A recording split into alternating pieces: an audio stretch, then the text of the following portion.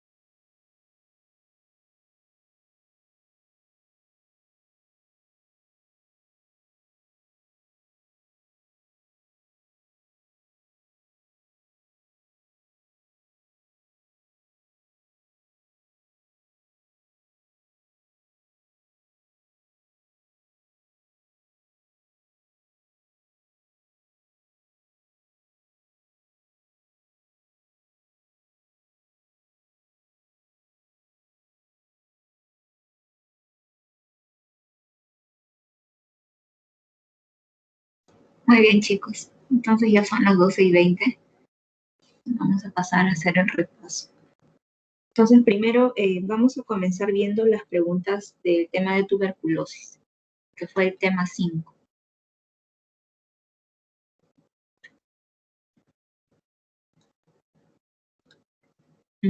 Acá, en cuanto a las RAFas, ¿no?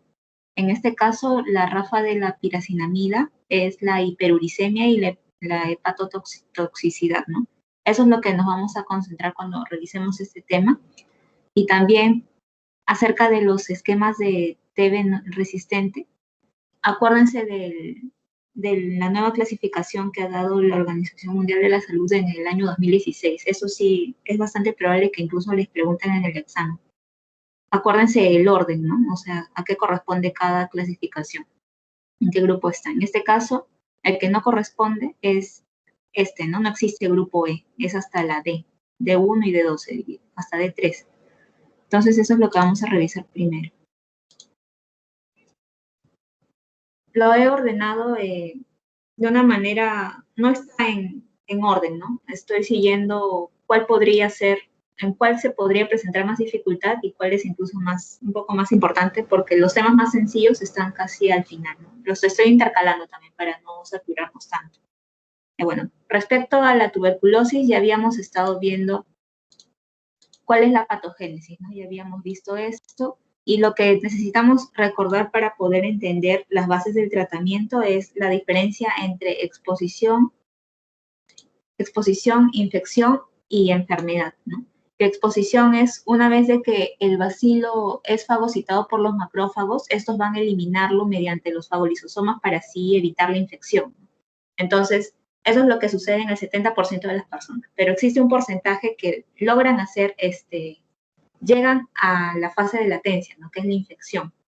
Entonces, ahorita vamos a ver a qué se refiere con esa fase de latencia, ¿no? Que es una vez de que el bacilo está dentro del macrófago, este se va a replicar dentro de él y puede llegar hasta los ganglios del hilo pulmonar, ¿no? Y se va a formar ahí la famosa necrosis gaseosa, ¿no? Que es la respuesta de la inmunidad adaptativa de cada uno de nosotros frente a esta infección, ¿no? Y se va a mantener ahí en fase de latencia, ¿sí? Y la enfermedad es una vez que estos bacilos que están latentes se van a reactivar. Entonces, habíamos hablado de 4 teorías acerca de la dinámica de esta infección, ¿no? En 2 centímetros de diámetro de pulmón, cómo se ve esta población bacilar, ¿no? Existen 4. Primero es la extracelular, que es la que se va a localizar, se va a caracterizar por tener paredes cavitadas, restos de células inflamatorias y parénquima pulmonar, ¿no? Aquí el bacilo se va a multiplicar con gran facilidad, ya que está en una zona que es rica en oxígeno, ¿no? Y acordémonos de que el Mycobacterium tuberculosis es aerófilo, le gusta zonas donde hay mucho oxígeno, por eso es que principalmente se alojan estas cavidades o se encuentran estas cavidades en los ápices pulmonares, porque hay gran cantidad de oxígeno a ese nivel. Entonces, esta población bacilar extracelular es la culpable de que cuando un paciente presenta 1 o 2 cruces en la prueba de esputo, puedan existir más cavidades, ¿no? Entonces, esto es a lo que primero se tiene que atacar es a este nivel, ¿no? Al extracelular. Ahí vamos a necesitar drogas bactericidas, principalmente acá la isoniazida, porque acá el bacilo está activo. A nivel intracelular, que es a nivel del macrófago, ¿no? Por eso se llama intracelular, aquí el bacilo se encuentra dentro del macrófago, pero ha podido evadir esa respuesta de que lo eliminen, ¿no? Entonces, para poder permanecer ahí se tiene que multiplicar de manera lenta y difícil. Y la principal característica de esto es que a este nivel se encuentra un pH ácido. Entonces, lo que vamos a necesitar por la droga que nos va a ser de mucha utilidad a nivel intracelular va a ser la piracinamida, que es un antituberculoso que actúa muy bien a nivel de pH ácido. Entonces, acuérdense que el representante o el que más nos va a ayudar a nivel intracelular es la piracinamida. En cuanto al calcium, que es ya una vez de que se ha formado, que los macrófagos se han juntado frente a estos bacilos, van a poder reaccionar formando una necrosis gaseosa, ¿no? Que es la solidificación de esto. pero acá el bacilo todavía se sigue multiplicando, pero aún en menor medida que a nivel intracelular, ¿no? Es una multiplicación ocasional y se va a caracterizar porque existe baja tensión parcial de oxígeno. Entonces, no es un ambiente tan favorable para el bacilo, pero aún así se sigue multiplicando. Y lo que acá nos va a ayudar es la rifampicina, ¿no? Principalmente por su función bactericida. Y recordemos también de que la isoniazida no siempre va a actuar como bactericida, ¿no? La excepción en este caso va a ser a nivel del calcio, que va a actuar como un bacteriostático. Y en cuanto al nódulo fibrótico, aquí el centro ya está casificado y está fibroso, ¿no? Entonces la población es muy escasa y casi no hay multiplicación, ¿no? Entonces a este nivel no se va a actuar, solamente a nivel de estos tres. Y antes de pasar a revisar el esquema de tratamiento, en esta semana una de sus compañeras me preguntó acerca de la terapia preventiva con lisoniacida, ¿no? Esto se encuentra, no está en la guía, en la norma técnica que yo les mencioné del 2018, pero sí está en la norma técnica del 2013, que todavía sigue vigente, solamente que la del 2018 fue por la actualización del tratamiento de la tuberculosis multidrogo resistente. Sin embargo, todo lo anterior sí queda, ¿no? Excepto esa parte. Entonces, en esa guía de manejo nos hablan de que la terapia preventiva con isoniazida consiste en administrar la isoniazida de 5 miligramos por kilo por día en personas mayores de 15 años. Y en los menores de 15 años se recomienda administrar 10 miligramos por kilo día. Y esto es una vez por semana durante 6 meses. Entonces, el tratamiento varía en caso de que la persona tenga VIH, ¿no? Pero ¿en quiénes se va a dar? Entonces, acá tenemos que revisar esto, ¿no? Se va a dar en aquellos menores de 5 años que hayan tenido contacto con una persona que se sabe que tiene tuberculosis pulmonar, ¿no?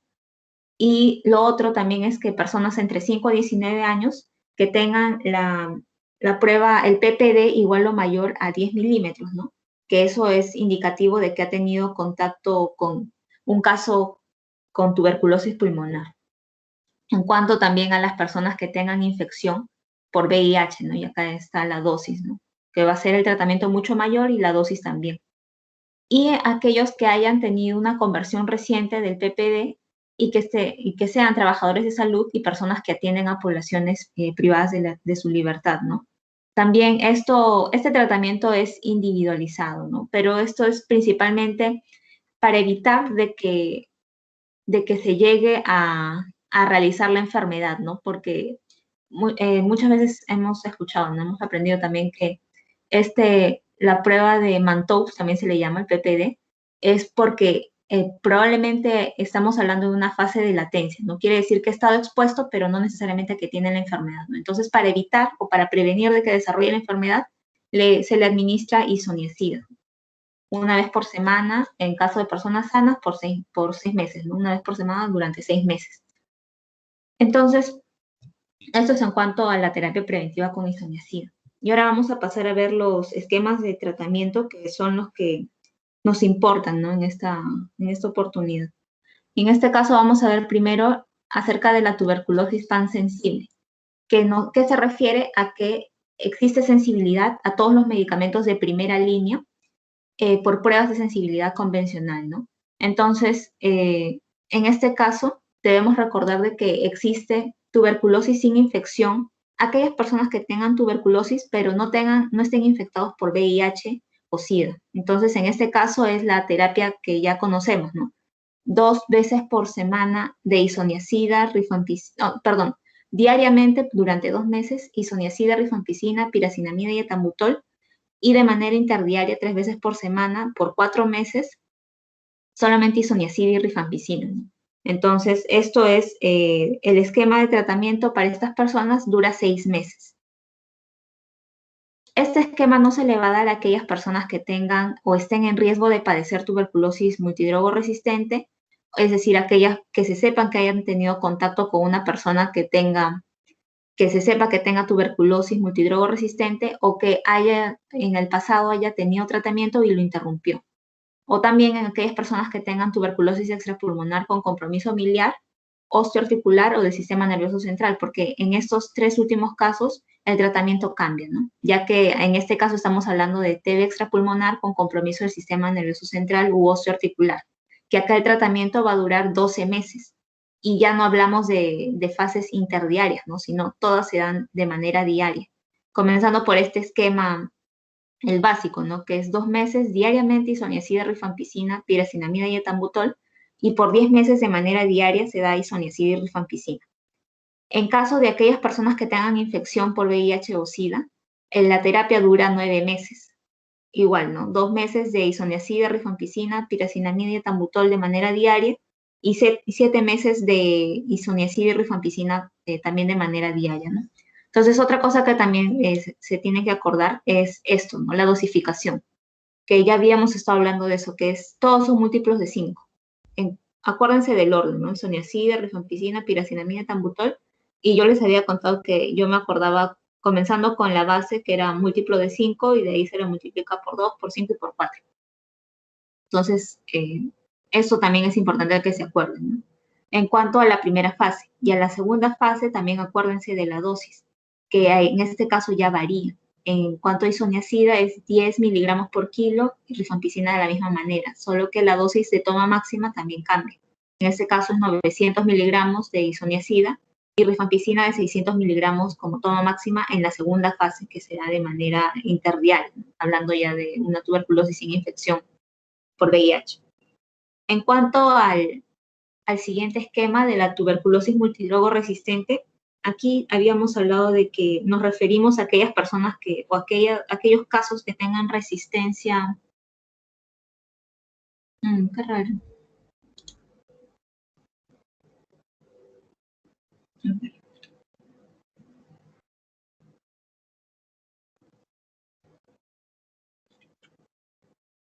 Está en el chat de Teams el link del pasito.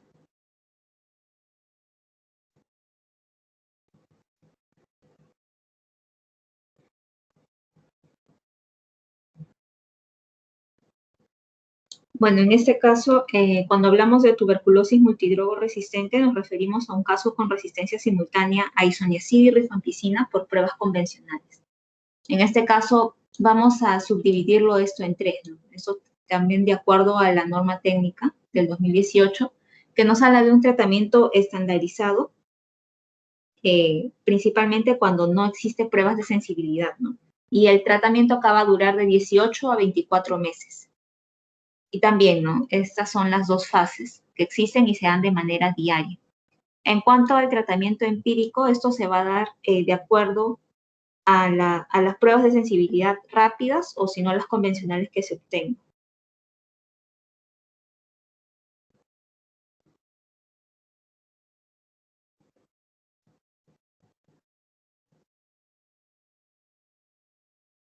Ya.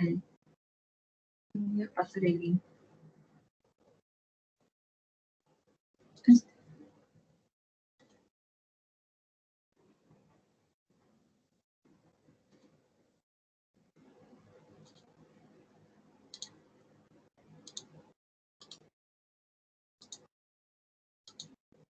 Ya. Y esto es en cuanto al tratamiento empírico, ¿no? Y por último, también se habla de un tratamiento individualizado, que es en realidad lo ideal, ¿no? Aparte del tratamiento estandarizado y empírico, lo ideal es que finalmente se llegue al tratamiento individualizado, ¿no? Una vez de que se obtengan los resultados de las pruebas de sensibilidad, ¿no? También habíamos mencionado cuáles son las pruebas de sensibilidad, ¿no? Principalmente las convencionales, no tanto las pruebas rápidas. Y en este caso se va a poder administrar pruebas de sensibilidad tanto de primera línea como de segunda línea, ¿no? Que ya habíamos mencionado, una de ellas era la prueba de Lowenstein-Janssen o si no el GeneXpert, ¿no? Que es un PCR, ¿no? Que se le realiza y se ve la sensibilidad, a qué droga es resistente y a cuál es sensible. Entonces, eso en cuanto a tuberculosis multidrogo resistente. Y también acuérdense de esto, de la clasificación, ¿no? De la OMS del año 2016. Eso sí, acuérdense, los grupos es bastante probable que les pregunten, porque eso, me acuerdo que también me preguntaron, sobre todo de las D, porque un poco confuso acá. Y lo otro es que en cuanto a tuberculosis extradrogo resistente, ¿no? Que se refiere a un caso con resistencia simultánea, ya no solamente isoniazida y rifampicina, que es lo que define a la multidrogo resistente, sino que además a las fluoroquinolonas y un inyectable de segunda línea, tales como amicacina, canamicina o capreomicina. Y en este caso, tuberculosis extradrogo resistente, estamos hablando del tratamiento que consiste principalmente en dos núcleos, ¿no? Un núcleo endovenoso y un núcleo por vía oral. En cuanto al núcleo básico por vía oral, se refiere al uso de linezolid, de bedaquilina o clofazimina. En cuanto a bedaquilina, es el que ha demostrado mejores resultados hablando del extradrogo resistente, ¿no? Que se prefiere en cuanto a vía oral, pero también se puede dar el núcleo endovenoso, ¿no? Que consiste en imipenem y lastatina, linezolid o tiorodacina. Entonces, estos son los dos núcleos de la tuberculosis extradrogo resistente. También acuérdense de las definiciones, qué es lo que define que sea una multidrogo resistente, una extradrogo resistente y también la clasificación. Las dosis también les pueden venir. Y esto sería en cuanto a tuberculosis, ¿no? Entonces ahora vamos a pasar a ver otras preguntas, ¿no? Las de farmacología clínica y de sistema nervioso central. En este caso son las dos primeras. Entonces, el fármaco alternativo a la bradicardia absoluta relativa es la dopamina, ¿no? Habíamos estado viendo esto inicialmente cuando estamos hablando de los fármacos adrenérgicos principalmente, ¿no? Y lo otro es, ¿cuál es el fármaco de elección del shock séptico? Ese es la norepinefrina, ese sí está bien. Entonces ahora vamos a revisar por qué no son las otras drogas, ¿no? Entonces, primero vamos a recordar un poco acerca de la farmacología clínica, que es con lo que comienza el primer tema que se le dictó, que son estos dos, ¿no? Entonces, la farmacología clínica principalmente va a estudiar los efectos de los fármacos en los humanos, ¿no? Y también es importante que nos acordemos de tres términos, ¿no? Eficaz, efectivo y eficiente. Y había un apotegma que les había mencionado para que se puedan acordar mejor a qué se refiere cada uno de estos tres, ¿no? Que consistía en eficaz en el matraz, efectivo en el vivo y eficiente en el gerente. Eficaz con matraz porque nos habla las condiciones controladas, que es en el laboratorio. Y en cuanto a efectivo, se refiere en el paciente vivo, ¿no? En la persona viva, que son las condiciones habituales. Es una vez que se adquiere el fármaco o cuando se le da a los voluntarios, se dan en las condiciones habituales. Esto, ¿no? Y eficiente porque se fija principalmente en el costo.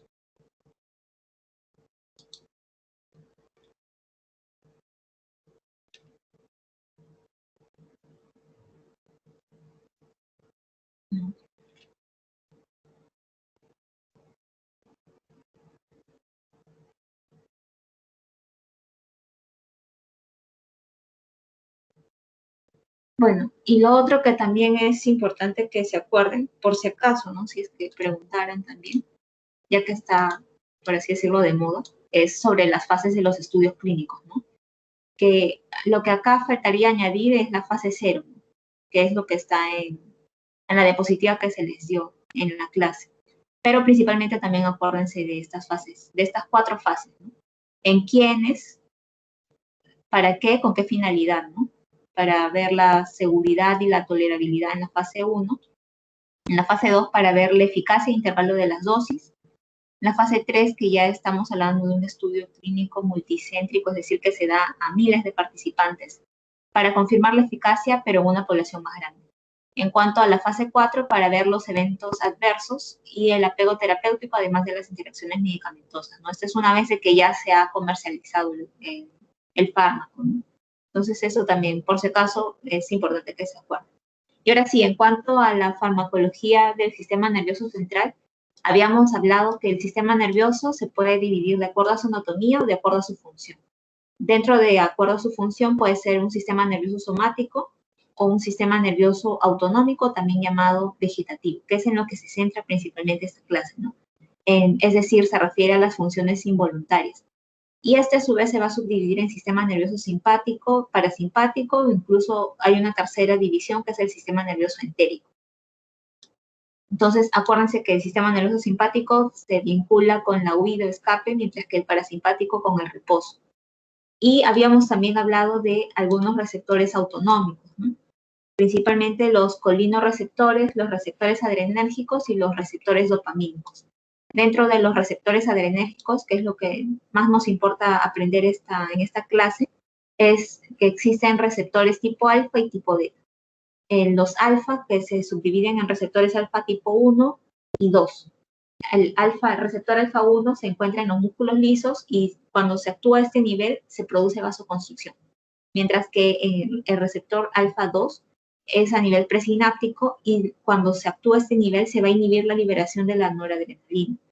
Y el beta se divide en beta 1, beta 2 y beta 3, que el beta 3 está en los adipocitos. Pero para esta clase nos importa principalmente estos dos receptores beta, ¿no? El beta 1 que está en el corazón, acuérdense por 1 que existe un corazón, ¿no?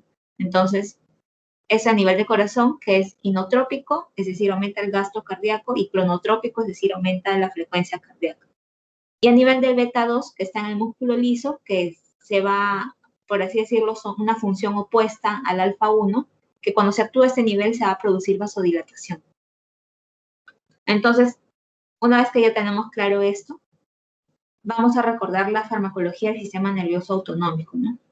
Que para esta clase nos importa principalmente, ya habíamos revisado estos tres grupos, principalmente nos vamos a centrar en los simpático-miméticos, que son agonistas, ¿no?, del sistema nervioso simpático.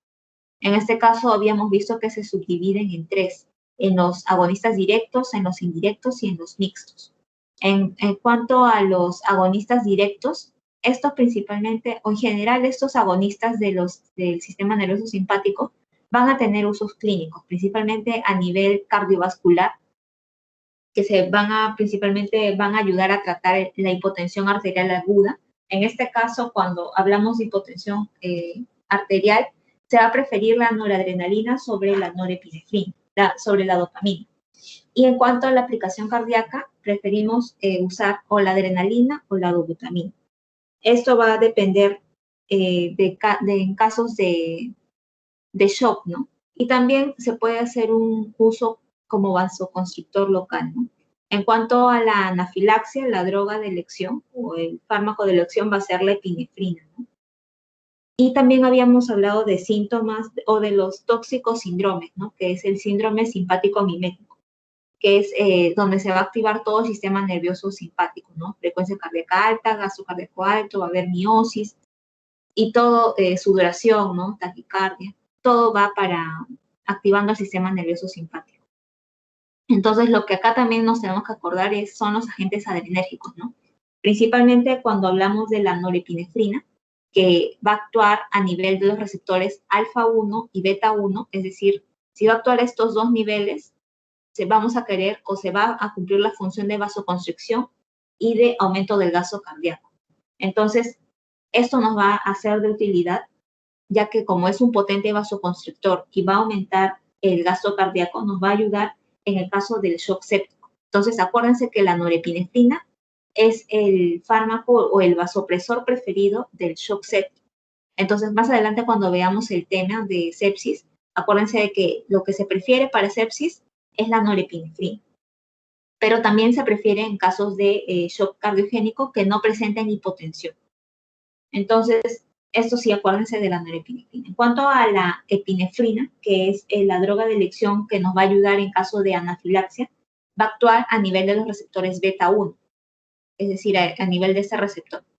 Es decir, va a ser cronotropo positivo e inotropo positivo. Entonces, si bien es cierto, a dosis bajas esto puede aumentar el gasto cardíaco, cuando se da a dosis más altas, puede generar de que aumente la resistencia vascular a nivel sistémico y también el gasto cardíaco. Entonces, esto nos va a ser de utilidad en caso de shock anafiláctico. Acuérdense que el fármaco de elección es la epinefrina. Y en cuanto a la dopamina, se usa como alternativa a la norepinefrina en casos de que exista bradicardia absoluta o bradicardia relativa y exista también bajo riesgo de taquiarritmias. Esto es principalmente porque cuando se administra la norepinefrina se puede producir una bradicardia refleja porque va a aumentar la presión arterial, ¿no? Entonces, cuando sucede esto, se cancela el efecto cronotropo que tiene este fármaco. Por eso es que en estos casos ya no nos sería de utilidad la norepinefrina, sino más bien la dopamina, que se va a usar como alternativa a la norepinefrina. Pero la dopamina se va a caracterizar principalmente porque a medida de que vaya aumentando o cambie la dosis, es como si cambiara de receptor, ¿no? Ya que la dopamina comienza actuando a nivel de los receptores dopamínicos, ¿no? Principalmente el receptor D1, que es lo que va a generar una vasodilatación. Entonces, pero a medida que vaya aumentando la dosis, va a ir actuando a nivel de más receptores, ¿no? Primero a nivel del beta 1, luego a nivel de los alfa adrenérgicos, para que así pueda haber respuesta en caso de shock séptico. Entonces, esta es una alternativa en caso de sepsis. Una alternativa a la norepinefrina es la dopamina.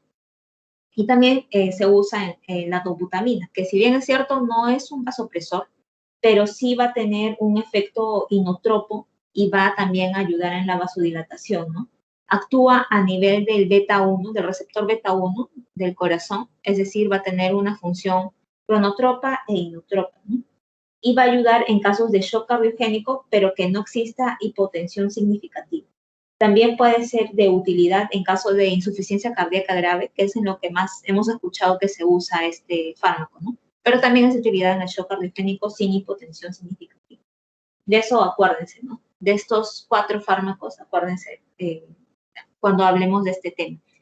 También, en este caso, lean también la lectura que les han dado en su clase, que es, me acuerdo que más vino de esa lectura que de la misma clase, y mucho se relacionaba con esto, ¿no?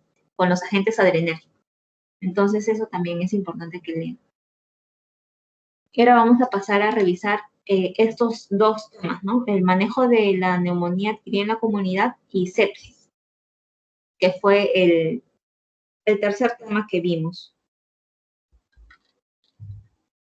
Entonces acá vienen las preguntas, ¿no? Un paciente cuya constelación de hallazgos incluye un inicio agudo de escalofríos y fiebre, tos con producción de esputo, dolor torácico tipo pleurítico, recuento alto de leucocitos y aumento de la forma en bandas y una consolidación lobular densa. Una vez que este paciente es hospitalizado, ¿cuál es el tratamiento empírico inicial, ¿no? En este caso consiste primero, como no tiene factores de riesgo tampoco, es un beta-lactámico más un macrólido, ¿no? En algunos casos se prefiere darlo con macrólido porque existe ya resistencia a la bacteria que es más frecuente en este caso, que es el neumococo, ¿no? Entonces, acá la respuesta correcta es beta-lactámico y vamos ahora a ver cuáles son los esquemas de terapia empírica que se recomiendan administrar, ¿no? Y la otra pregunta, que esto consiste para sepsis, ¿no? Que es el otro tema que también vamos a ver, es un paciente con diagnóstico de sepsis a quien ya se le realizó gestión inmediata, ¿cuál sería el tratamiento inicial? Aquí el tratamiento inicial en sepsis consiste principalmente en la resucitación con fluidoterapia y también en tratar el foco infeccioso, ¿no? Entonces ahora vamos a revisar esto, ¿no?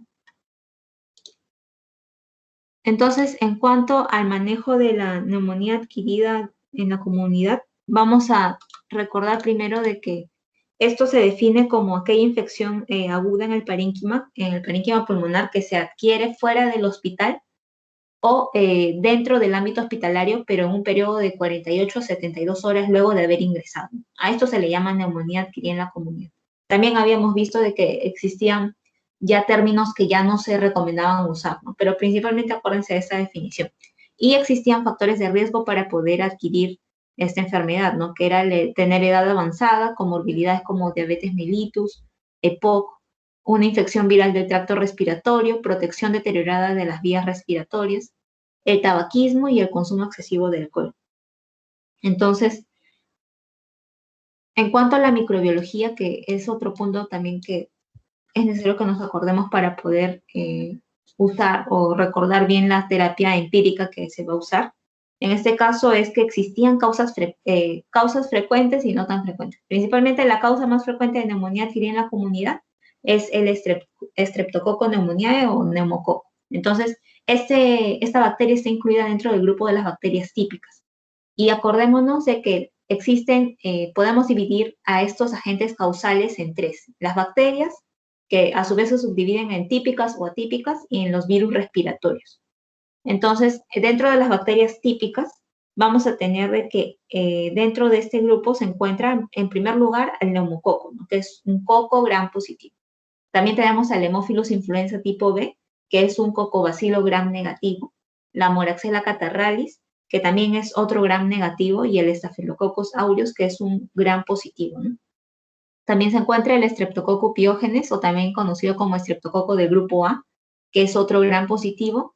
Y dentro también tenemos a las bacterias aerobias que son gram negativas, ¿no? En este caso nos referimos al Escherichia coli o a la Klebsiella pneumoniae. También tenemos a las bacterias microaerófilas y a los anaerobios, que se asocian principalmente con la aspiración, ¿no? Y dentro de las bacterias atípicas, les llamamos así porque estos organismos son resistentes a los betalactámicos, y también cuando se les realiza la tinción Gram o cuando se les cultiva, suelen salir negativos, ¿no? Son incapaces de ser detectadas a través de estas dos técnicas, ¿no? Del Gram y del cultivo. Por eso se les llaman bacterias atípicas. Además, dentro de este grupo tenemos ya a la legionela, al micoplasma, a la clamidia y a la coxiela. Entonces, eso sí, puede ser una pregunta que también les hago, ¿no? Legionela, micoplasma, clamidia y coxiela. Y dentro de los virus respiratorios, principalmente ahí a la cabeza tenemos a los influenza, ¿no? Influenza A, influenza B, y actualmente también, ¿no? Lo que está ocurriendo en el mundo, que es el SARS-CoV-2. También es otro virus respiratorio que genera neumonía adquirida en la comunidad. Entre otros virus, ¿no? Como los adenovirus, rinovirus. Entonces, acuérdense de esta microbiología de la neumonía adquirida en la comunidad. Y ahora sí vamos a pasar, una vez que ya hemos diagnosticado, o una vez que ya se ha diagnosticado la neumonía, que es principalmente por diagnóstico clínico, ¿no? Tos, disnea, fiebre, y para determinar la causa se le realiza una tinción de Gram al esputo, o se cultiva también, o también se le puede realizar la prueba de cadena de reacción a la polimerasa, ¿no? Entonces, el PCR. En este caso, también asociado a la radiografía, ¿no? Que se va a ver un consolidado a nivel torácico, ¿no? Entonces, una vez que ya vamos a iniciar el tratamiento, primero hay que recordar de que es necesario que valoremos el estado de gravedad para poder determinar si se va a manejar de manera ambulatoria o va a requerir hospitalización. Para eso teníamos dos escalas, el CURB 65 y la escala de severidad, el PSI. En este caso, lo que más se emplea es el CURB 65, pero es mejor, o incluso muchas veces lo recomiendan, el PSI, ¿no? Pero igual están estas dos escalas de valoración, ¿no? Pero en este caso amerita el uso de una calculadora, ¿no? En cambio, el CURB puede ser así de memoria, ¿no? En este caso, una vez que vamos a iniciar el tratamiento, que es principalmente empírico, y ya hemos determinado la severidad, por lo que amerita, ya hemos podido discernir si el manejo va a ser ambulatorio o va a requerir hospitalización. En este caso, cuando hablamos de manejo ambulatorio y sospechamos y se trata de una bacteria típica, la terapia de elección en este caso va a ser el amoxiclavulanato, ¿no? Asociado a acitromicina o a fluoroquinolonas. En este caso, no se prefiere usar la fluoroquinolona porque puede generar resistencia, ya que este fármaco también se va a usar en caso de tuberculosis multidrogo resistente.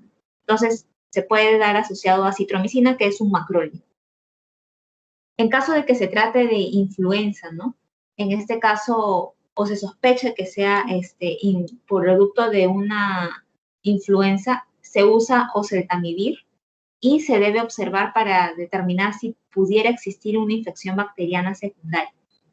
Y en caso de que se tratara de otra neumonía viral, en este caso sí, el manejo ambulatorio es con sintomáticos, ¿no? En este caso, el sintomático más conocido que es el paracetamol, ¿no? Y en caso de que se trate de una bacteria atípica, es decir, principalmente se sospecharía en este caso porque no se encuentra consolidado, ¿no? En la radiografía, ya que no suelen manifestarse así, por eso también son atípicas. Se prefiere usar acitromicina o doxiciclina.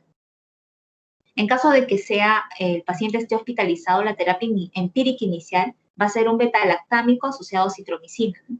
En este caso, el beta-lactámico es la ceftriaxona o cefotaxima o ceftarolina. Entonces, en esto sí diferencia. En hospitalizado es beta-lactámico más acitromicina y en ambulatorio es amoxiclavulanato más acitromicina. En esto sí es importante que se diferencie, ¿no? Y en caso de que sea una probable influenza es lo mismo, ¿no? Oseltamivir. Y si hubiera una complicación bacteriana secundaria es ceftriaxona o cefotaxima asociado a vancomicina o linezolid, además del antiviral que ya se está dando. Y en caso de Staphylococcus aureus, ahí sí es vancomicina o linezolid, ¿no? Y si fuera una pseudomona, sospechando esto de que se trata de un paciente diabético principalmente, ¿no? Se le administra betalactámico antiseudomónico, que en este caso, acuérdense quiénes son los betalactámicos antiseudomónicos, que son conocidos como piperacilina tazobactam, cefepime, meropenem, imipenem y cilastatina, ¿no? Asociado este betalactámico antiseudomónico a la citromicina. Pero entonces, ¿por qué es que se prefiere administrar o por qué se usan los betalactámicos como una terapia empírica en estos casos de neumonía adquirida en la comunidad? Principalmente es porque se desconoce el nivel de resistencia, ¿no? Y además de que existe un alto nivel de resistencia de neumococo a los macrólidos, ¿no? Entonces, por eso se prefiere dar asociado a un betalactámico. Y en caso de que hubiera o no se respondiera no hubiera una respuesta a la terapia de los betalactámicos inicial, se puede sustituirle por algún otro macrólido, ¿no? Entonces, lo que nos vamos a guiar en estos casos son por los hallazgos clínicos, ¿no? Que en esta tabla se encuentran cuáles son los hallazgos clínicos que nos hacen sospechar en las causas de la neumonía adquirida en la comunidad, ¿no? Que nos va a llevar a poder indicar qué antibiótico se va a administrar, ¿no? Entonces, eso también está en la lectura que se les ha dado y es en resumen lo que les he mencionado, ¿no? ¿Y qué pasa? Pero siempre hay que estar evaluando si es que existe o no respuesta al tratamiento, ¿no? Es decir, de que en este caso principalmente salga del cuadro febril, ¿no? O que en el hemograma estén disminuyendo los resultados, ¿no? Entonces, esto ya se denomina como falla o como no respuesta al tratamiento al quinto día de antibiótico. Entonces, las posibles causas, uno es que pudiera haberse elegido una terapia empírica equivocada, ¿no? Porque estamos sospechando del microorganismo equivocado, ¿no? Otros porque pudiera existir resistencia a ese fármaco, ¿no? Por parte del microorganismo. Lo otro es que fuera la droga equivocada, ¿no? O que no se hayan administrado antibióticos. También estas son, o que hubiera obstrucción o una incorrecta identificación del organismo causal. Estas son las posibles causas de falla del tratamiento y estas son las dosis que se administran, ¿no? De manera con el ajuste renal, sin el ajuste renal, que muchas veces se amerita en caso de personas adultas mayores, pero estas son las dosis que usualmente se van a administrar, ¿no? En caso del amoxiclavulanato, estamos hablando de un betalactámico de espectro extendido, ¿no? En este caso, en este ejemplo de manejo, en esta recomendación de manejo, de frente arrancan con el uso de un betalactámico de amplio espectro porque ya se ha detectado que existe resistencia, ¿no? Ya prácticamente solamente la amoxicilina muchas veces no funciona. Y por eso justamente se recomienda que siempre que en los hospitales se evalúen, ¿no? Cuál es el nivel de resistencia a ciertos antibióticos por los microorganismos que circulan en ese medio, ¿no? Entonces, solamente siguiendo lo que se nos ha recomendado en esta lectura, recomiendan de arranque un betalactámico de amplio espectro, ¿no? En ambos casos. Claro, principalmente a nivel ambulatorio. A nivel de hospitalización, no, betalactámico. Entonces, esto sería en cuanto a neumonía adquirida en la comunidad. Y también ahora vamos a pasar a ver lo de manejo de sepsis, ¿no? Que en este caso habíamos visto que existían muchas definiciones y que incluso había una actualización, ¿no? Con un consenso de sepsis 3, ¿no? También en el 2016.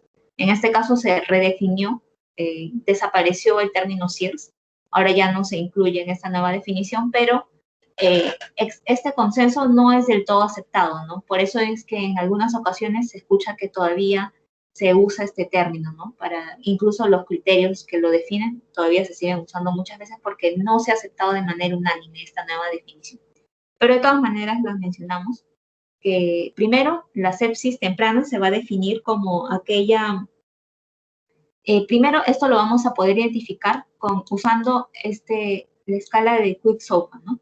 Que va a evaluar estos tres parámetros, el respiratorio, la alteración de la conciencia y la presión sistólica sanguínea, ¿no? Menor a 100 milímetros de mercurio, una frecuencia respiratoria mayor a 22 ventilaciones por minuto, que es lo que nos va a definir la sepsis temprana, ¿no? Si bien es cierto, este sistema de puntuación no es el único, también existía otro que recomendaba en UpToDate que les comenté, pero es lo que más se usa, ¿no? El Quick-Southern para la sepsis temprana. En caso de sepsis, también se había redefinido sepsis o septicemia, que de acuerdo a este grupo de trabajo lo había dividido como una disfunción orgánica que puede ser potencialmente mortal, ¿no? Y es producto de una respuesta disregulada o una disregulación por parte del huésped hacia la infección. Entonces, en este caso también hacíamos uso de los criterios clínicos de sepsis, que es la infección más un nivel de SOFA mayor a 2, ¿no? Y se evalúan estos 6 parámetros. Entonces, también en cuanto a shock séptico, se definía o se define como un tipo de shock vasodilatador, un shock distributivo. En este caso, en este caso se refiere cuando es una sepsis que pese a que se le está dando fluidos, no se logra mantener la presión arterial media mayor a 65 milímetros de mercurio y el nivel del lactato sérico es mayor o igual a 18 miligramos por decilitro.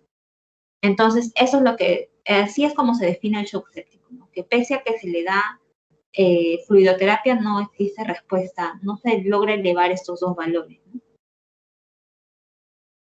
Y existían también factores de riesgo para adquirir sepsis, ¿no? Que es principalmente la bacteriemia de edad avanzada, la inmunodepresión, que tenga alguna comorbilidad, diabetes, mellitus tipo 2 u obesidad, cáncer y también neumonía adquirida en la comunidad, que es en este caso, cuando no se trata oportunamente la neumonía adquirida en la comunidad, puede terminar en sepsis, ¿no?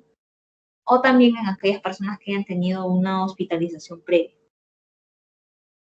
Y también existía una sospecha clínica, ¿no? Como se podía presentar el sepsis, ¿no? La sepsis, que es en aquellas personas que tengan hipotensión, taquicardia, fiebre y también en el hemograma se vea leucocitosis.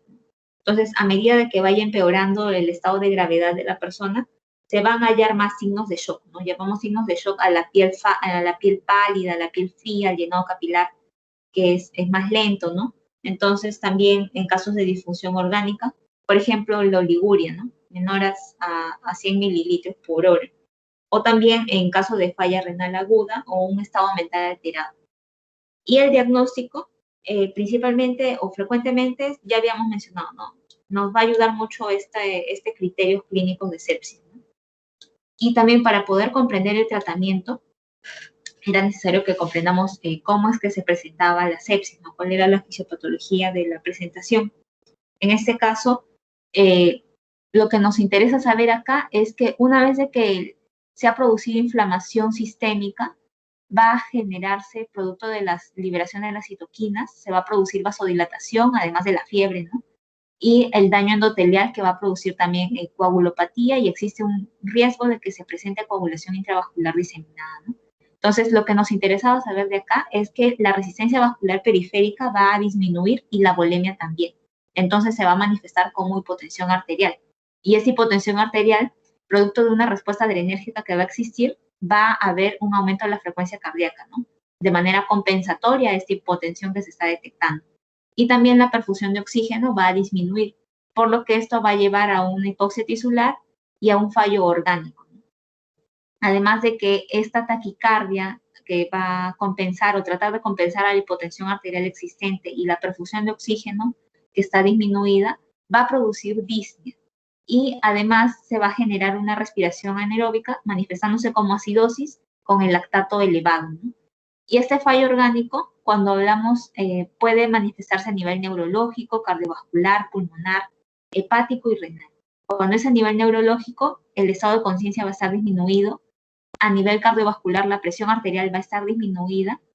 A nivel pulmonar se va a manifestar como síndrome de distrés de respuesta en el adulto, respiratoria del adulto, con el PAFI disminuido. Y a nivel hepático va a haber una hiperbilirubinemia y las transaminasas van a estar elevadas, ¿no? Y a nivel renal, producto de esta hipotensión y esta disminución de la perfusión, se va a manifestar como oliguria o incluso como anuria, por lo que la urea y la creatinina van a estar elevadas, ¿no?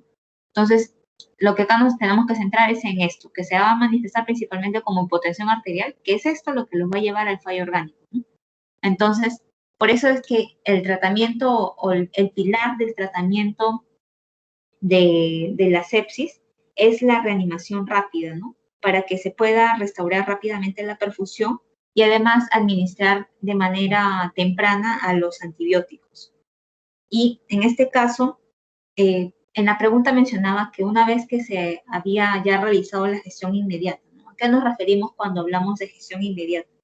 Es una vez que el paciente ha llegado a la emergencia, se tiene que asegurar primero la vía aérea, ¿no? Siempre y cuando todo esto esté indicado. Y lo primero que se va a querer realizar, o que se tiene que realizar, es corregir la hipoxemia, ¿no?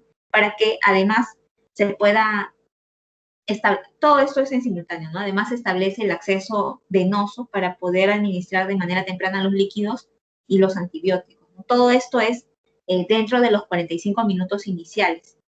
Y no solamente incluye administrar los antibióticos, sino que también realizar la bioquímica que corresponde, los hemocultivos, el AGA, ¿no? Determinar los valores del lactato. Y todo esto es lo que primero se tiene que hacer como gestión inmediata. Ahora sí, en cuanto al tratamiento, la piedra angular primero es la resucitación, ¿no? Que esta resucitación inicialmente se va a realizar con fluidos. En este caso, principalmente porque existe la hipovolemia intravascular que ya estábamos mencionando y que es típica y puede ser grave, ¿no? Entonces, dentro de las primeras 3 horas se tiene que administrar o se tiene que corregir esta disminución de los líquidos corporales, ¿no? Principalmente administrando ya sea cristaloides o coloides. Cristaloides, cuando hablamos de cristaloides nos referimos a solución salina o lactato de Ringer, y coloides a las albúminas, a los dextranos y a los gelatinas. Pero en nuestro medio se administra principalmente los cristaloides, es decir, el suero fisiológico, ¿no? La solución salina. Entonces, se recomienda administrar cualquiera de estos dos tipos de fluidos, ¿no?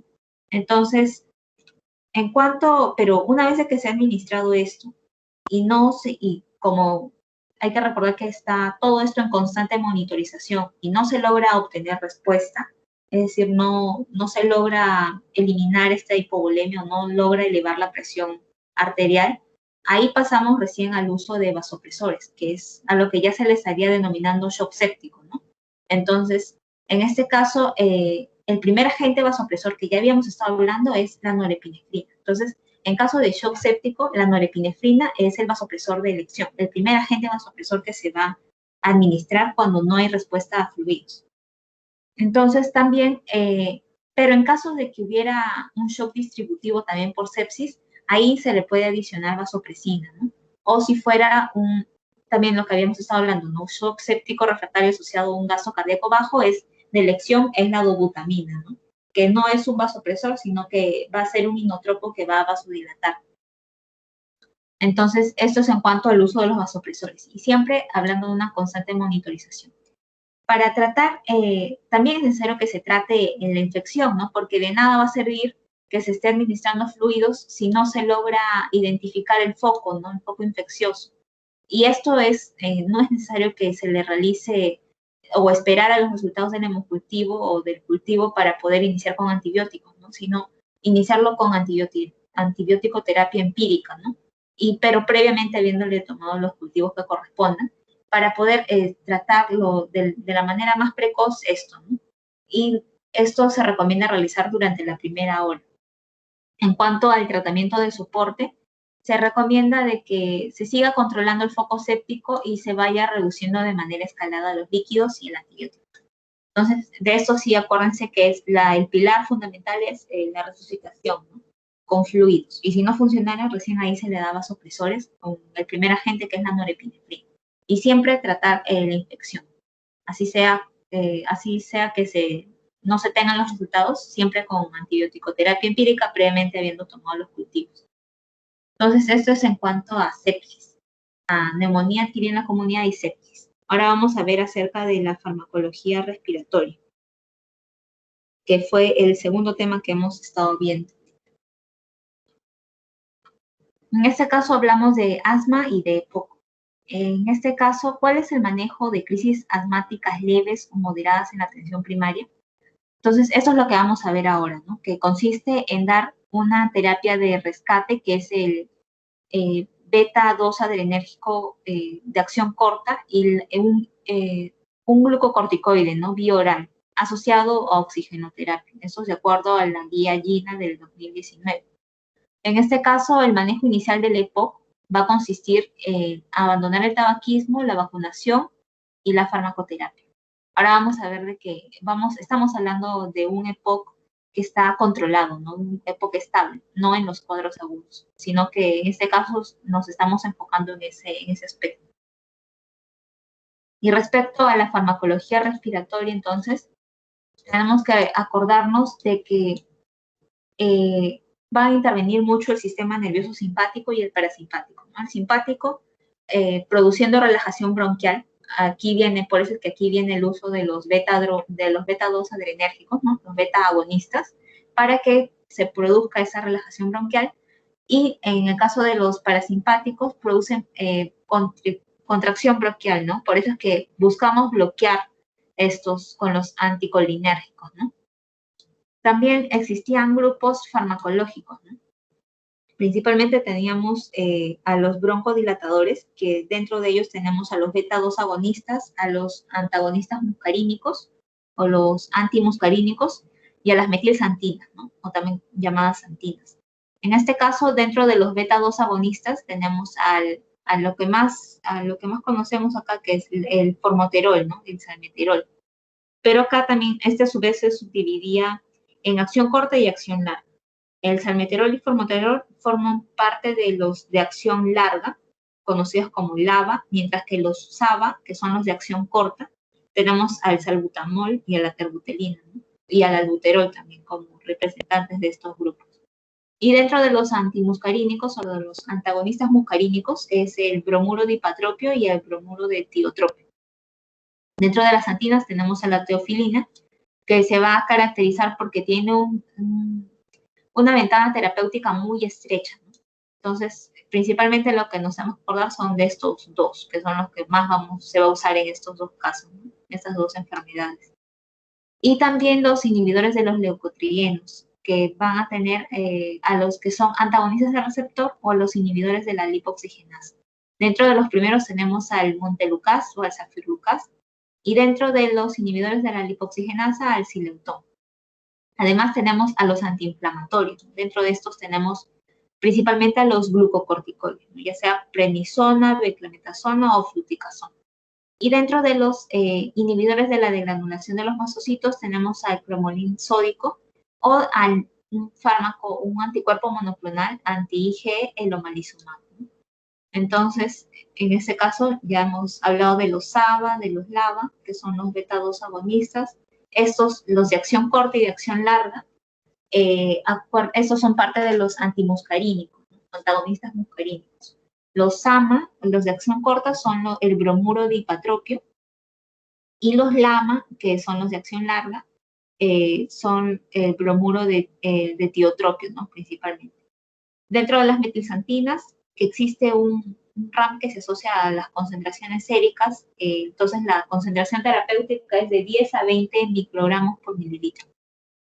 Y ahora sí, hablando ya sobre la terapéutica del asma bronquial, primero tenemos que acordarnos de la definición, ¿no? Que es definida como una enfermedad crónica, pero que se va a caracterizar por inflamación, por obstrucción y por ser reversible.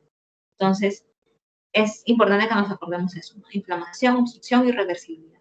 Y para poder comprender mejor la terapéutica, ¿no?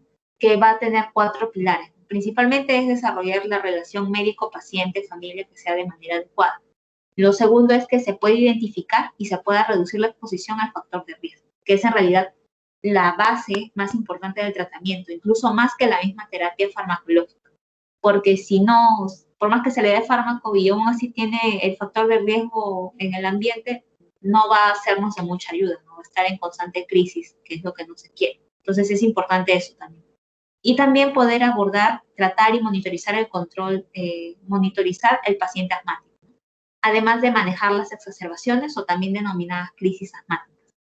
Y acá tenemos el ciclo de manejo que consiste en evaluación, ajustar el tratamiento y revisar la respuesta. Habíamos también hablado de que cuando hablamos de asma, podemos hablar de dos fases, ¿no? La fase de intercrisis, que es decir, que no está con las exacerbaciones asmáticas, sino está en fase basal, o también el tratamiento de las crisis asmáticas en sí, ¿no? Entonces, dentro del periodo intercrisis de un paciente asmático, existe un cambio importante en las recomendaciones que da la guía GINA del 2019 para el asma leve, ¿no? En el cual recomiendan de que ya no se administre un beta-2 agonista de acción corta, sino que más bien se administra como primera terapia, como terapia de elección, a un corticoide inhalatorio, ¿no? Como el formoterol, pero a dosis bajas. Esto es principalmente porque, si nos acordamos de la definición, es una enfermedad crónica que se caracteriza por inflamación, obstrucción y reversibilidad. Entonces, es una enfermedad inflamatoria. Entonces, lo que se busca lograr con los glucocorticoides inhalatorios a dosis bajas es que esta inflamación reduzca. Entonces, por eso es que se ha dado este cambio, ¿no? Además de que se ha demostrado de que en aquellas personas que recibían los beta-2 agonistas de acción corta presentaban más mortalidad, ¿no? Entonces, también presentaban más crisis asmáticas. Entonces, por eso es que es este cambio, para poder controlar esa inflamación que tienen en las vías respiratorias con los glucocorticoides inhalatorios. Entonces, de este nuevo cambio, acuérdense también. Y esto es las fases o las opciones de tratamiento de acuerdo a las fases de asma que presente la persona. Entonces, como primera terapia, como primera línea, siempre es un glucocorticoide inhalatorio. Entonces, de ahí se va adicionando los LABA, que es para un manejo, para un control, ¿no? Más estable. Y los ABA se usan principalmente como rescate, un tratamiento de rescate. Entonces, dentro del periodo de crisis asmática, cuando se presenta la crisis asmática, podemos dividirlo en si es leve, moderada o severa, ¿no? Que es que se van a presentar principalmente como cuadros agudos de los síntomas que ya de por sí presentan, ¿no? Incluso la función pulmonar va a estar bastante alterada, ¿no? Y en este caso se va a preferir el uso del tratamiento de rescate de elección, ¿no? Que es los SABAs, los beta-2 agonistas de acción corta. Y esto hablando de una atención primaria, ¿no? Adicionándole un glucocorticoide inhalatorio, en este caso que es la prednisolona, y oxígeno si es que la saturación estuviera menor o igual a 94%. Entonces, si ya, a partir de ahí ya se valora si es que existe o no respuesta y si se le da o no de alta, ¿no? Y siempre darle el seguimiento que corresponde. Entonces, acuérdense de que en caso de las crisis agudas, en las crisis asmáticas en atención primaria, se va a administrar los beta-2 agonistas de acción corta de 4 a 10 inhalaciones asociado a un glucocorticoide, que en este caso es la prednisolona, pero vía oral. Entonces, esto es de acuerdo a la guía, ¿no? Que se administra vía oral. Incluso dice la dosis. Y con oxígeno, siempre y cuando la saturación esté menor a 94%. Entonces, eso es en cuanto a asma. Y en cuanto a EPOC, primero tenemos que también recordarnos cómo es que esto se va a definir, ¿no? Que va a presentarse principalmente una persona que tiene disnea, tos seca, o también puede ser una tos productiva, asociado a factores de riesgo, ¿no? En este caso el tabaquismo o una exposición ocupacional, ¿no? Una exposición a biomasa, ¿no? También en este caso el principal objetivo del tratamiento va a ser reducir los síntomas y el riesgo futuro de exacerbaciones, ¿no? ¿Y cómo logramos esto? Primero, el tratamiento va a consistir en la base, ¿no? Que es lo no farmacológico, en que deje el hábito tabáquico y que se recomienda que haga actividad física, ¿no? Principalmente terapia respiratoria también, y que se reciba vacunación, principalmente contra el neumococo. Entonces, esa es la recomendación para los 4 grupos de POC que existen, ¿no?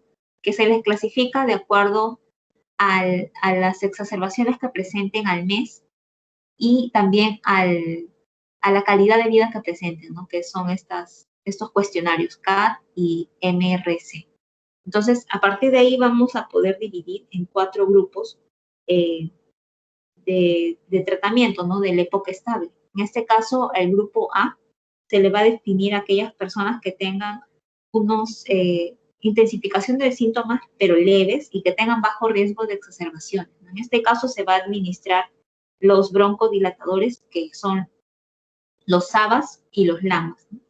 En este caso, bueno, acuérdense de eso, ¿no? En el grupo A se le va a dar los broncodilatadores. En el grupo B, que son los que tienen intensificación grave de los síntomas y bajo riesgo de exacerbación, se le va a dar los broncodilatadores de acción larga, es decir, los LABA o los LAMA, los beta-2 agonistas de acción larga o los antimuscarínicos de acción larga, como que es el tiotropo, ¿no? En el grupo C se le administra, que son aquellas personas que tienen intensificación leve de los síntomas y un alto riesgo de exacerbaciones, se les administra el antimuscarínico de acción larga. Y en el grupo D, que ya son los que tienen síntomas graves, se les intensifica de manera grave y alto riesgo de exacerbaciones, se les administra el antimuscarínico de acción larga o el antimuscarínico de acción larga asociado al beta-2 agonista de acción larga, o si no, el beta-2 agonistas de acción larga más un glucocorticoide inhalatorio. Entonces, esto es en cuanto a los grupos que van a recibir el tratamiento. Y el principal beneficio que se va a recibir en estos casos, que se va a buscar, es en realidad que la función pulmonar mejore, ¿no? Y que reduzcan los síntomas de los que ya hemos estado hablando, ¿no? La disnea, el estado general también, ¿no? Y las crisis, sobre todo, que disminuyen. Entonces, eso es lo que se va a buscar con estos 2 tratamientos. En el caso de la disnea o de las exacerbaciones, tanto el LABA como el beta-2 agonista de acción larga como el antimuscarínico de acción larga han demostrado buenos resultados en ambos síntomas, en ambos tipos de presentación, ¿no? Tanto en la disnea como en las crisis que se presentan en los pacientes con EPOC estable. Entonces, esas son las consideraciones que tienen que recordar para el EPOC. Ahora vamos a pasar a ver farmacología cardiovascular, ¿no? Que es el tema que hemos visto la semana pasada, que principalmente se centra en la hipertensión arterial, ¿no? En este caso, la pregunta ¿es una recomendación terapéutica para pacientes con hipertensión arterial de grado 1 sin riesgo cardiovascular?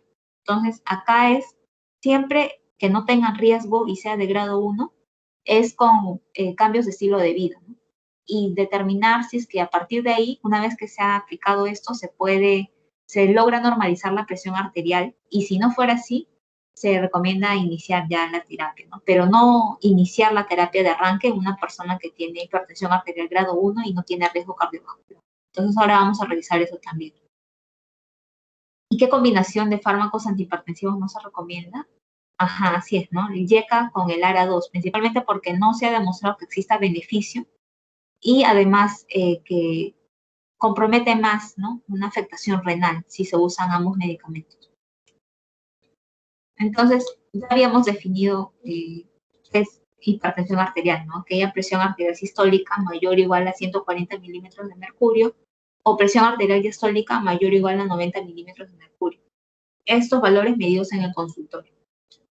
Entonces, también acuérdense de los valores, cómo se definen los grados de hipertensión arterial, y también de que esto es importante identificar los grados de hipertensión arterial para poder hacer uso de este sistema SCORE, ¿no? Que va a evaluar el riesgo de mortalidad a los 10 años, producto de una complicación aterosclerótica, ¿no? Eso de acuerdo a la edad, al sexo, a los hábitos que presente, o también al consumo de tabaco, al colesterol y a la presión arterial sistólica. Entonces, estos eran los las categorías de riesgo cardiovascular que habíamos estado viendo, ¿no? Que se dividen en bajo riesgo, riesgo moderado, riesgo alto, riesgo muy alto. Y eso también, cómo es que se les define. Entonces, de esto no me acuerdo si me vino. Creo que sí, esta tabla.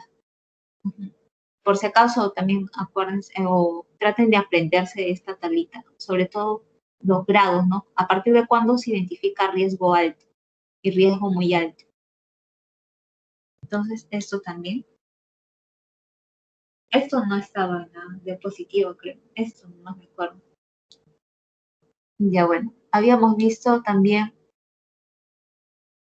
esto, ¿no? ¿Cuáles son los fármacos antihipertensivos? Que son principalmente 5 grupos farmacológicos, ¿no? Los diuréticos, los beta bloqueadores y los calcio antagonistas, además de los antagonistas del sistema renina-angiotensina, que son el YECA y los ARA2. Entonces, este es el esquema en el cual podemos ver a qué nivel actúa cada grupo de antihipertensivo, ¿no? En este caso, los YECA y los ARA2 van a actuar a nivel de disminuyendo la resistencia vascular total, ¿no? O resistencia periférica total. Mientras que los calcio antagonistas disminuyendo también la presión capilar para así poder disminuir la resistencia periférica total.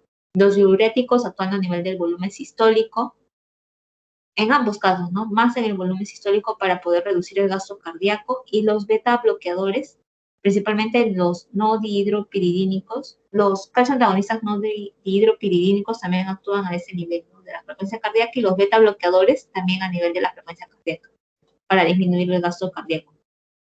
Entonces, dentro de los antihipertensivos que vamos a usar, habíamos estado conversando sobre el uso de los diuréticos, ¿no?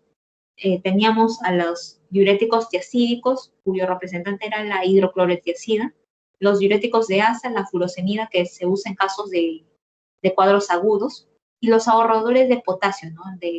Ahí el representante es la espironolactona, que es cuando, principalmente ya se va a usar cuando el diurético que ya se ha usado no está funcionando, entonces como última línea de diuréticos que se usaría es la espironolactona. En caso de los beta bloqueadores, existen dos tipos, ¿no? Los que tienen selección, los que son selectivos y los que no son selectivos. Dentro de los que son selectivos tenemos al metoprolol y al atenolol, que son los representantes.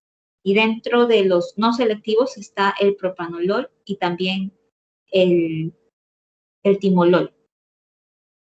Entonces, estos son los que nos van a permitir también actuar como un antihipertensivo, ¿no? Entonces, también están los calcio antagonistas, y ahí tenemos a los dihidropiridínicos y a los no dihidropiridínicos. Dentro de los dihidropiridínicos, que son los que terminan en pino, ¿no?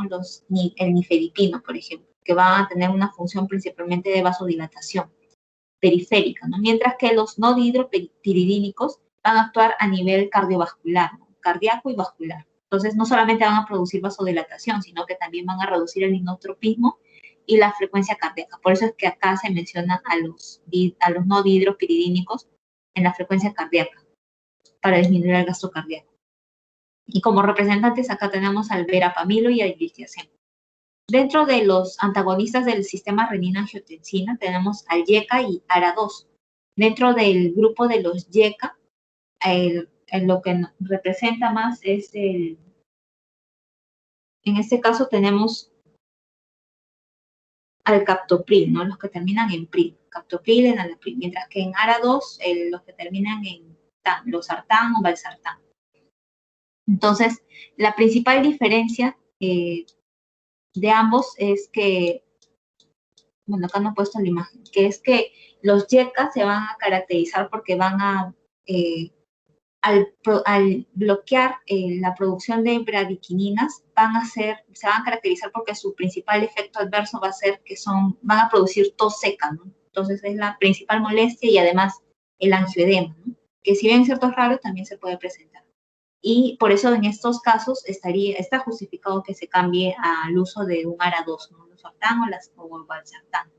Entonces, además de que en ambos casos van a ser úricos, no van a bloquear o van a permitir el tratamiento de la proteinuria y de la microalbuminuria. Entonces, en cuanto también a los calcio antagonistas, su principal efecto adverso era también, ¿no?, el edema malleolar que se produce por extravasación. Entonces, por eso se prefiere dar los calcio antagonistas con los YECA o con los ARA2. Entonces, también habíamos hablado de los objetivos del tratamiento, ¿no? Principalmente el objetivo de administrar fármacos antihipertensivos va a ser de que la presión arterial en general sea menor a 140/90 milímetros de mercurio, es decir, se salga de este cuadro hipertensivo, ¿no? Pero siendo ya más específicos, se espera que en la mayoría de personas la presión se reduzca a menos de 130/80 milímetros de mercurio. Y estos objetivos del tratamiento van a variar de acuerdo a la edad de la persona. Si es una persona menor a 65 años, el objetivo de la presión arterial sistólica va a ser que se oscile entre 120 a 129 milímetros de mercurio, ¿no? Mientras que si estamos hablando de una persona mayor o igual a 65 años, el objetivo de la presión arterial sistólica va a ser que sea de 130 a 139. Pero siempre teniendo en consideración que hay que vigilar los efectos adversos o que presentara cualquier nivel de riesgo, ¿no?, principalmente por el riesgo de hipotensión postural que pudiera existir. Entonces, y en general, en ambos grupos, el objetivo de presión arterial diastólica va a ser que sea menor a 80 milímetros de mercurio. Entonces, cuando hablamos de tratamiento antihipertensivo, no solamente estamos hablando de fármacos, sino también del tratamiento no farmacológico. Y dentro del tratamiento no farmacológico, tenemos principalmente reducir la ingesta de sal a menos de 5 gramos por día, ¿no? También reducir el consumo de alcohol, aumentar el consumo de frutas y verduras, disminuir y mantener el peso y realizar actividad física, ¿no?, principalmente la tipo aeróbica. Y en cuanto al tratamiento no farmacológico, también es necesario que recordemos que la base son los 5 fármacos que ya estamos hablando, ¿no? Los YECA, los ARA2, los bloqueadores de calcio, los calcio antagonistas, los beta blockers y los diuréticos. Entonces, también las combinaciones preferidas van a ser entre un calcio antagonista y un inhibidor o un bloqueante del sistema renina-angiotensina, o esto con un diurético. Entonces, esas son las combinaciones que se van a preferir. En caso de que se trate de una persona con angina o que haya tenido recientemente infarto al miocardio o tenga insuficiencia cardíaca, para que se pueda controlar la frecuencia cardíaca, se recomienda de que se añada un beta bloqueante al antihipertensivo de base. Entonces, en estos casos, se le debe añadir un beta bloqueador. Y el tratamiento antihipertensivo se recomienda de que se inicie, en caso de iniciarse con 2 fármacos, preferiblemente debe ser con una sola pastilla. En la guía de antihipertensiva recomiendan que existen combinaciones, ¿no?, porque principalmente cuando son 2 pastillas no hay mucha adherencia al tratamiento, ¿no? Y en pacientes, sobre todo en pacientes mayores, en pacientes con bajo riesgo e hipertensión arterial grado 1. Si la presión arterial no se lograra combinar con esta combinación de 2 fármacos, se debe adicionar un tercer fármaco, ¿no? Y si no se lograra controlar con estos 3 fármacos combinados, se debe intensificar el tratamiento, ahí se adiciona el espironolactona, ¿no? O si no, dar otros diuréticos como la milorida o dosis más altas de otros diuréticos, ¿no?, incluso un beta bloqueador o un bloqueador oral. Y no se recomienda combinar 2 bloqueadores, 2 antagonistas del sistema renina-angiotensina, porque no hay evidencia de que aporten beneficios y también que aumentan las complicaciones renales adversas. Entonces, ¿cuándo iniciamos el tratamiento? Esto también es importante que nos acordemos, ¿no? Se recomienda el inicio inmediato del tratamiento farmacológico en caso de que presente hipertensión arterial grado 2 o grado 3 y cualquier nivel de riesgo, y el inicio simultáneo con intervenciones del estilo de vida, ¿no? Entonces, ante grado 2 o grado 3 de hipertensión arterial, o si, por ejemplo, tiene hipertensión arterial grado 1, pero tiene riesgo cardiovascular mayor a 10, ahí sí se debe iniciar con tratamiento farmacológico, pero siempre asociado a las intervenciones en el estilo de vida, ¿no?, con el tratamiento no farmacológico.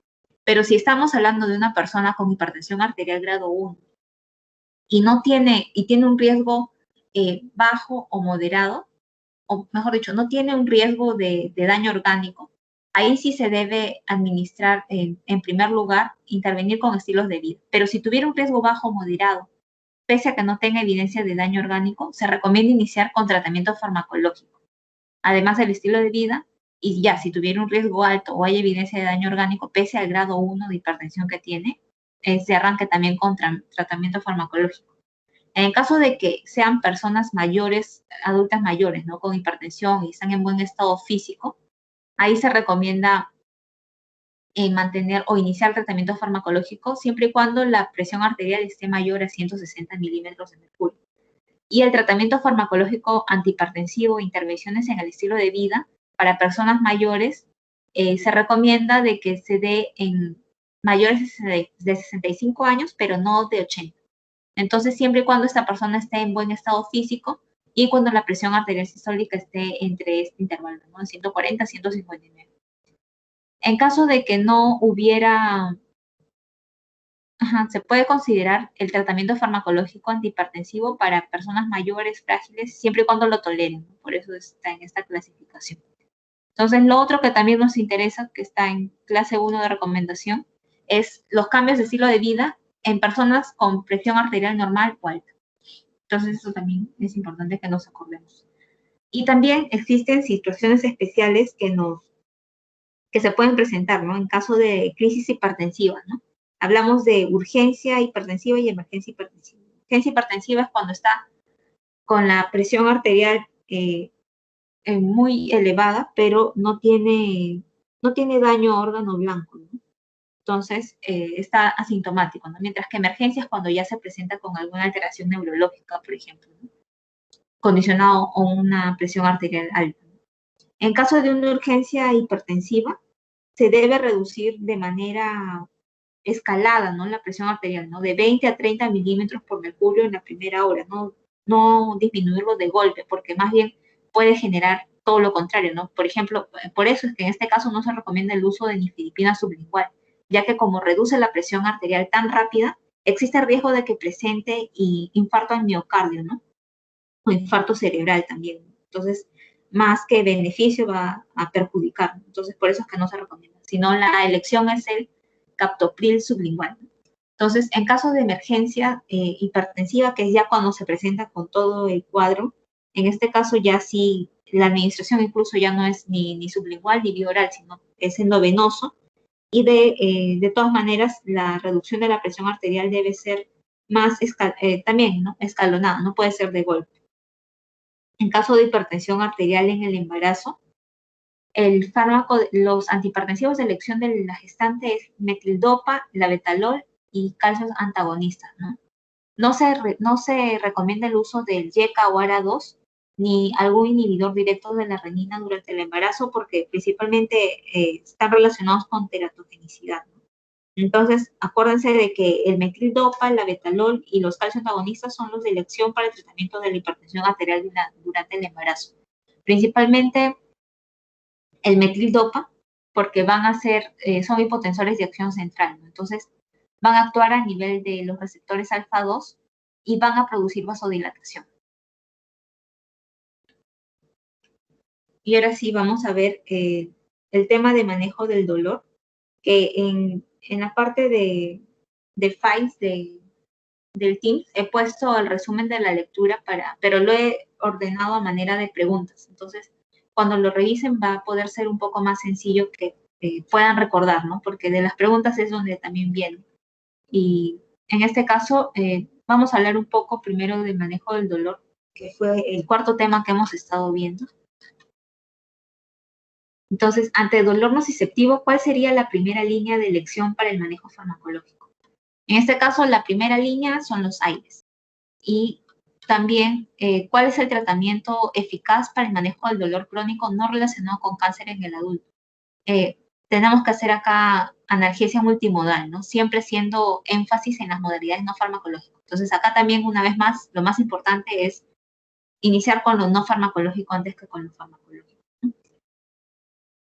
Entonces, también habíamos estado viendo de que existe una definición revisada del dolor, ¿no? Como una experiencia sensorial y emocional que es desagradable, pero que se asocia a daño tisular, que ya sea real o potencial, ¿no? Entonces, habíamos hablado que existe una institución, incluso que una asociación internacional que se ha encargado de definir esto, ¿no? La Asociación Internacional para el Estudio del Dolor. Entonces, en este caso, para poder entender cómo tratar, porque existen tipos de dolor y el tratamiento varía de acuerdo al tipo que sea, vamos a recordar un poco de la fisiopatología, ¿no?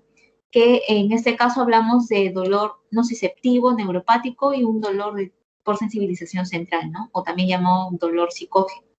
El dolor nociceptivo se va a presentar por un daño o una amenaza de tejido corporal, mientras que el dolor neuropático es producto de una respuesta mal adaptada al daño o patología del sistema nervioso somatosensorial y va a consistir en un trastorno central o periférico de la modulación del dolor. Acá tenemos habíamos estado hablando de las neuropatías, ¿no? De las neuropatías diabéticas o también de la neuropatía postherpética, mientras que el dolor nociceptivo se va a manifestar por alguna lesión de un órgano, se va a presentar así, ¿no?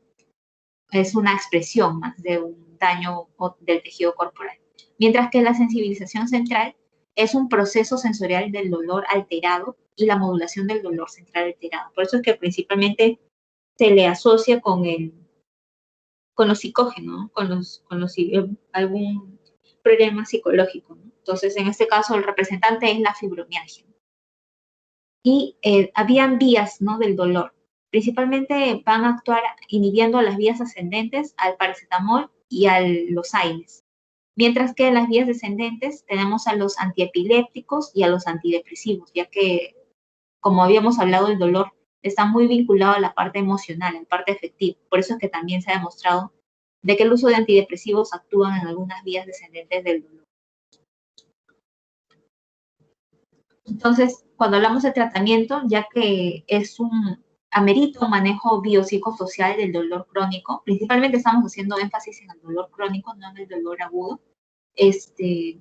Entonces, por ejemplo, en este caso, ¿no?, el dolor nociceptivo podríamos relacionarlo con un dolor musculoesquelético, ¿no? Entonces, por eso es un daño amenaza al tejido corporal. Entonces, debemos tratarlo de una manera multidimensional, ¿no?, con tratamiento no farmacológico y farmacológico. En este caso, el tratamiento no farmacológico consistiría en fisioterapia, en ejercicios, ¿no?, en terapia cognitivo-conductual, ¿no?, en mejorar los hábitos de estilo de vida o incluso hacer uso de la acupuntura. Mientras que como primera línea es eso, ¿no? Mientras que si se logra resolver con estos tratamientos, ya no meditaría tratamiento farmacológico. Pero en caso de que no mejorara, habría que discernir si se trata de un dolor tipo nociceptivo o un dolor tipo neuropático, ¿no?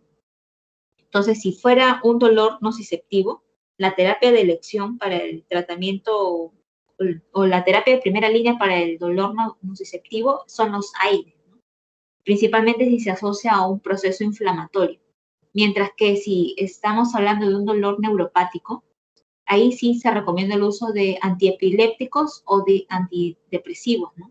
Dentro de los antidepresivos, los inhibidores selectivos de la recaptación de la serotonina, ¿no?, y noradrenalina, y dentro de los antiepilépticos a la gabapentina o la pregabalina, o bloqueadores o agentes que actúan a nivel de los canales de sodio, ¿no?, como la lidocaína, la carbamazepina.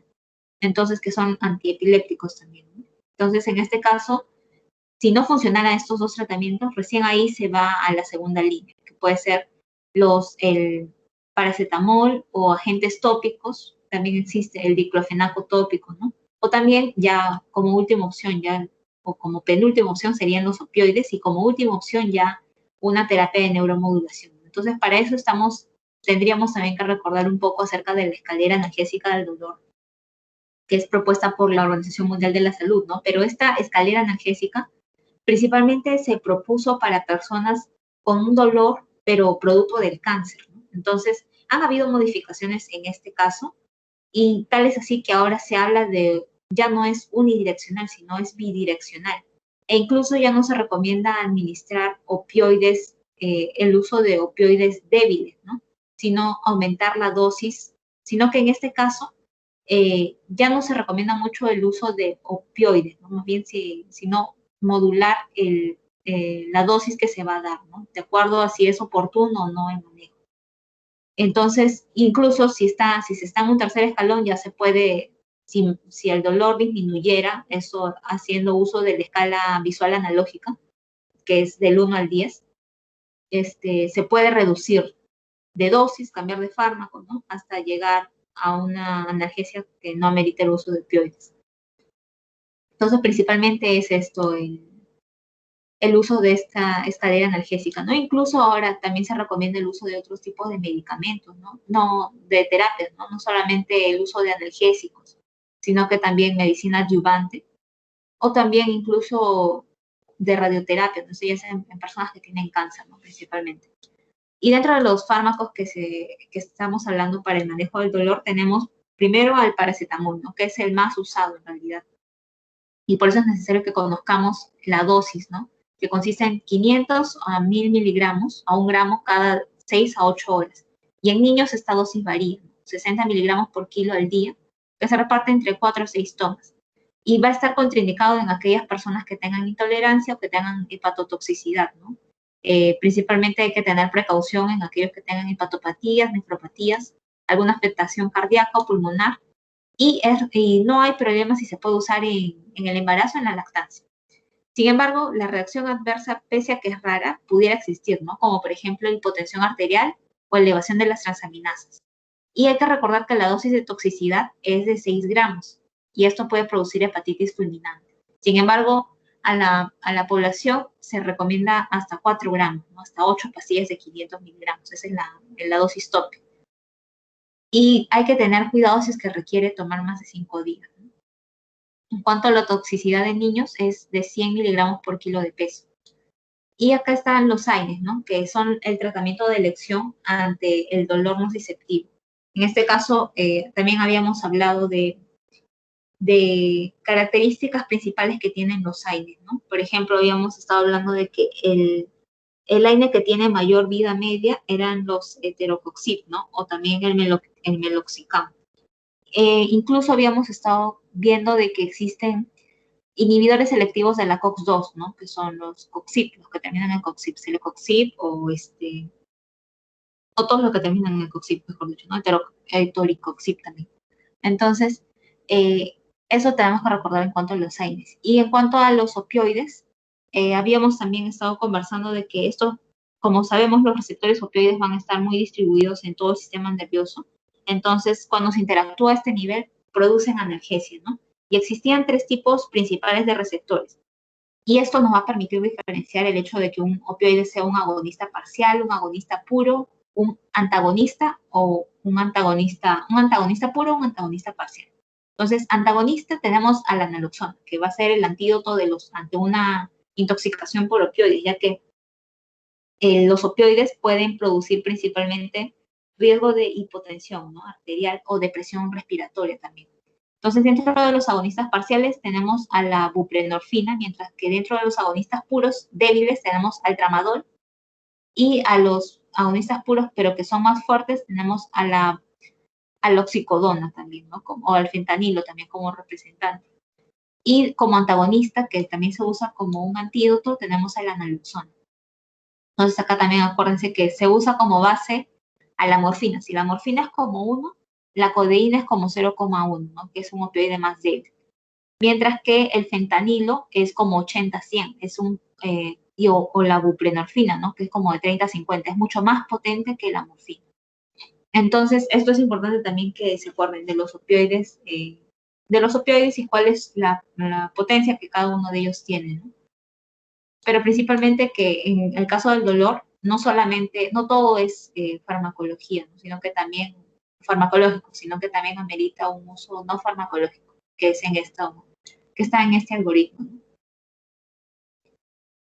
Entonces, no se olviden de revisar no sé si acá no creo que se pueda ver, pero he puesto el resumen de esta cuarta lectura, que es sobre manejo del dolor, pero en niños. Entonces, revísenlo porque también seguro también van a venir preguntas de ahí. Entonces, eso sería todo por mi parte. No sé si tienen alguna pregunta.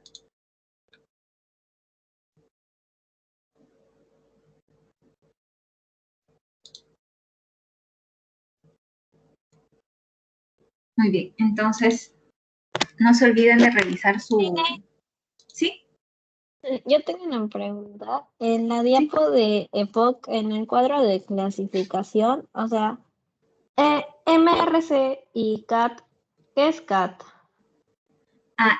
Son escalas que miden la calidad de vida en las personas con EPOC, pero a ver, no me acuerdo qué significan las siglas.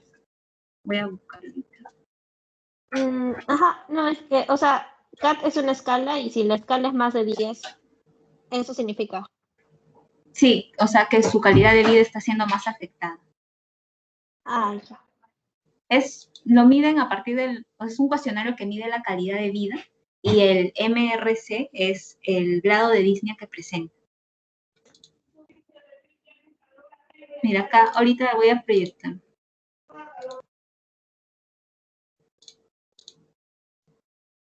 Acá está. Esta es la escala, este es el CAT, que los mide del 0 al 5, cómo está afectando su calidad de vida, ¿no? Los síntomas que presentan. Eso también. Esto es de la guía, eso está en la guía. Entonces, a partir de ahí se las valora, ¿no? No solamente por las crisis que presenten, sino que también cómo se afecta esto.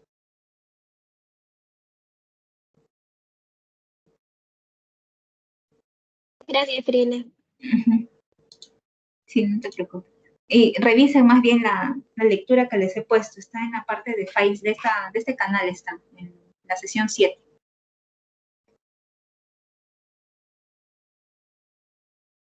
Entonces, no sé si tuvieran alguna otra duda.